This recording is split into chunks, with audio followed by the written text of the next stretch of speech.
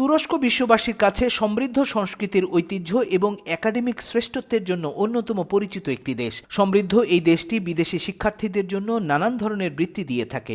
এমনি একটি স্কলারশিপ তুরস্ক সরকারি বৃত্তি বা তুর্কিয়ে বুসলারা। আন্ডার গ্র্যাজুয়েট, মাস্টার্স ও পিএইচডির জন্য মিলবে বৃত্তি। বিশ্বের যে কোনো দেশের শিক্ষার্থীরা এই বৃত্তির জন্য আবেদন করতে পারেন।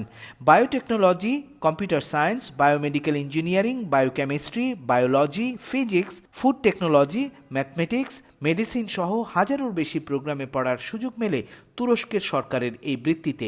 2025-26 শিক্ষাবর্ষের জন্য তুরস্ক সরকারের এই বৃত্তিটি মেধাবী শিক্ষার্থীদের জন্য। এই বৃত্তির আওতায় মাসিক উপবৃত্তি, ফ্রি টিউশন ফি, যাতায়াতের বিমান টিকিট, স্বাস্থ্য বীমা, বাসস্থান সহ বিভিন্ন খরচ দেয় তুরস্ক সরকার।